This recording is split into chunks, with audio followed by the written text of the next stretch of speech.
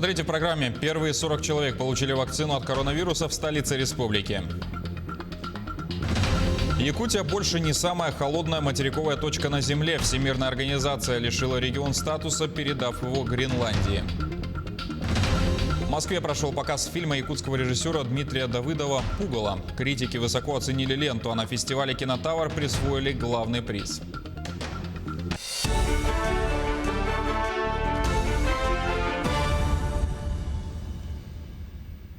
Продолжаем эфир телеканала новостями к этому часу. Владимир Путин заявил об индексации пенсии на 6,3% в 2021 году. Это более чем в 1,5 раза выше прогнозируемой инфляции. По словам Путина, с 1 января увеличится и сумма материнского капитала на 23 тысячи рублей и составит 639 432 рубля. Также президент объявил о регистрации в скором времени второй российской вакцины от коронавирусной инфекции. Кроме того, в ходе встречи Путин назвал решение по увеличению НДФЛ до 15% для людей с доходом выше 5 миллионов рублей в год справедливым и нравственно обоснованным. Благодаря этому федеральный бюджет пополнится на 60 миллиардов рублей. При рождении первого ребенка наши ученые первыми в мире создали вакцину, которая способна защитить от коронавируса. Вот вы видели, наверное, мое выступление в связи с Генассамблеей ООН. Значит, сотрудники ООН обратились к нам с просьбой оказать им содействие соответствующее, в том числе и по вакцинированию. Мы, конечно, это сделаем. Скоро, кстати говоря, будет зарегистрирована и вторая противовирусная вакцина против коронавируса. Большую часть всех заболевших в Якутии по-прежнему выявляют в столице региона. В Якутск уже начала поступать вакцина от вируса. Кто первыми получил заветную прививку, знает Петр Васильев.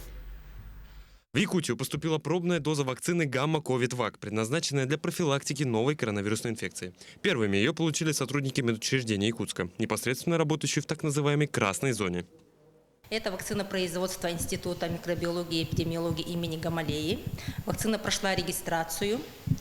Она не содержит живых вирусов коронавируса. Действующим веществом являются рекомбинантные аденовирусные частицы и предназначена только для вакцинации взрослого населения. Всего в наш регион поступила партия вакцины в количестве 42 штук. Такое малое число объясняется тем, что на данном этапе идет проверка логистики. Как объясняют специалисты, этот процесс достаточно сложный. В первую очередь тем, что вакцина от COVID-19 должна храниться исключительно при температуре в минус 18 градусов.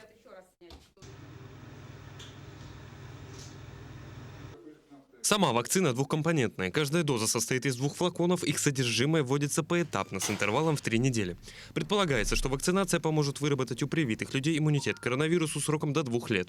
Поставки препарата в Якутию начались на прошлой неделе. Сегодня специалисты прорабатывают маршрутизацию вакцины. У нас среди групп риска обозначено 2 группы риска. Это прежде всего работники социальных учреждений, которые сегодня работают в закрытом режиме. Это достаточно сложный режим работы. Ну и кроме того, хочу обратить внимание, что 3-я группа является под вакцинированием. Это учителя наших школ. Ну и, соответственно, значит, в такой последовательности будем работать. Всего для нужд медперсонала, работающего с коронавирусом, в Якутию по соглашению поставят порядка 1000 доз препарата. Уже после получения вакцины группами риска добровольная вакцинация начнется и для населения. Петр Васильев, Григорий Николаев, Якутск. Студент колледжа инфраструктурных технологий СВФУ стал призером национального чемпионата WorldSkills Russia. Сахаян Спиридонов соревновался в компетенции 3D-моделирования для компьютерных игр. По итогам чемпионата он занял 2-е место, опередив сильнейших конкурсантов из других регионов. Напомним, всего 94 участника из Якутии соревновались в 74 компетенциях. Финал национального чемпионата, проходивший в дистанционно-очном формате, и стал самым масштабным за всю историю. В этом году Сахаян Спиридонов, значит, студент 2-го курса, получил серебряную медаль по компетенции 3D-моделирования и для разработки компьютерных игр. Конечно, вот что я хочу сказать, что от студента потребовалось, конечно, упорство, желание достичь цели. И самое главное, со стороны преподавателей, которые готовили к этой компетенции, конечно, большая ответственность и прямо упорство тоже достижения цели. Северный омуль, щука, чир и другая рыба собственного копчения стала популярным лакомством для ленчан. Продукция местного производства всегда уходит на ура с прилавков ленских магазинов. Цех по копчению рыбы «Вилюй» работает уже 5 лет и каждый раз расширяет линию продаж и разнообразит ассортимент. Секрет рецепта копчения северной рыбы узнала Анна Кожевникова. Соленая, вяленая, копченая, северная рыба, чир, омуль, муксун, ряпушка, щука. Многие ленчане не знают, что в Ленске есть рыбный цех, в то время как слава о северных деликатесах из Ленска разлетелась уже далеко за пределы Якутии. Частыми покупателями у индивидуального предпринимателя Александра Инешина стали работники нефтегазовых компаний, которые увозят гостинцы из Ленска своим родственникам и друзьям в Сибирь и Центральную Россию. Именно по совету друзей Александр решил запустить массовое производство рыбы. С пандемией, конечно, связано то, что народу стало меньше. Не работали, можно сказать, полгода. Но объемы где-то, в день килограмм 30 мы производим, не спеша. Но в месяц где-то килограмм 400-500 можем перерабатывать смело. В основном привозят рыбу с севера, но и местные рыбаки, бывает, поставляют свой улов. В недавнем времени Александр решил попробовать коптить не только рыбу, но и мясо. Мы недавно так решили попробовать, и вы знаете, получилось у нас. Пользуется спросом. Мы грудинку, свиную, ребрышки. Хозяйки так это заприметили это. Приходят на супчики, на всякие разные рагу. Котлетки делаем мы из омуля, тоже как полуфабрикат у нас. Александр Инешин стремится не только разнообразить линию товаров. В ближайшее время он планирует организовать свою торговую точку. Правда, это очень затратно. Но у людей, которые занимаются любимым делом и развивают местное производство, обязательно должно все получаться. Анна Кожевникова, Денис Семенов, Ленск.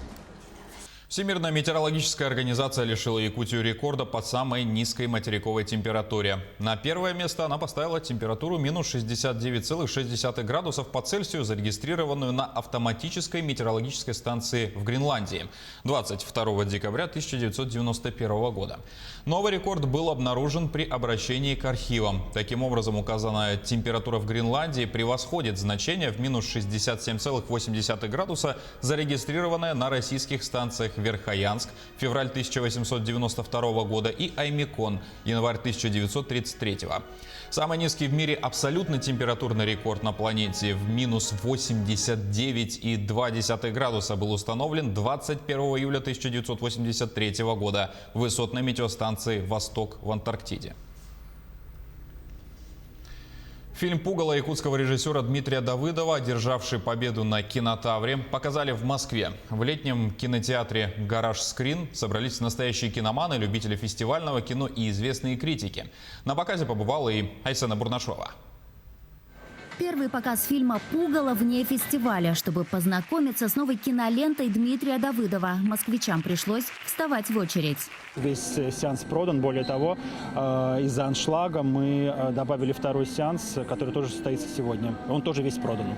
Якутский фильм с русскими субтитрами. На большом экране зрители увидели Пугало, знахарку, исцеляющую людей своим телом. Ее дар, ее же мука, ведь именно из-за него по сценарию фильма местные жители сторонятся ее, буквально обрекая героиню на отшельничество, гонимая всеми и отовсюду, непонятая. Но какой бы сложной ни была ее судьба, запахом алкоголя и примесью крови она находит в себе силы и дальше помогать людям, вновь и вновь принося себя в жертву. Ты деревня Пустота, зеркало, национальная Кырымпа. Так тонко и бесшовно показать смесь драмы, этники и притчи не удавалось еще никому, уверяют зрители. Фильм действительно превзошел все ожидания. Отец долго жил и работал в Якутии, и я не понаслышке знаю, что там действительно существуют такие волшебные люди. И по отношению к ним, как в кино, показано достаточно разное. Я как зритель думаю, что это кино должны посмотреть, наверное, все через много-много лет, поэтому фильму, я надеюсь, будут оценивать в целом и 2020 год, и вообще российский кинематограф. Под впечатлением остались и ведущие кинокритики страны. по части авторского кино это фигура номер 1 в Якутии сегодня. Ну и, конечно, победа Пугала на Кинотавре совершенно закономерна. Но сегодня, мне кажется, что это одна из вершин. Ну, одна из, потому что фильмы очень разные. Но вот в своем этом языке такой драмы, трагедии сельской этот фильм, мне кажется, просто превосходен. Сложно представить, но фильм «Победитель Кинотавра» был отснят всего за 10 смен из-за минимальный бюджет в 1,5 миллиона рублей. После показа режиссер признается, в кадре жители Амги в качестве декораций реальный сельский быт. Сняли, да, за 10 смен, потому что у нас были сложности по оборудованию, по команде, потому что кто-то спешил на другие проекты. Но для меня, как для автора, в первую очередь было раскрытие идеи и рассказать историю. Вот. Ну, в принципе, я думаю, что я справился с этим. В этот день зрители прониклись искренней историей Пугала. Своей картиной Дмитрий Давыдов буквально раздвинул границы чувств и человеческих переживаний. Впереди у фильма большие планы. В российский прокат фильм выйдет весной 2021 года. В якутских кинотеатрах его также можно будет увидеть в следующем году. Киноленту «Пугало» ждет и участие на международном кинофестивале класса А, поэтому о достижениях этого фильма мы еще услышим. Айсена Бурнашова, Виктор Олесов, Москва. И на этом пока вся информация. До встречи в эфире.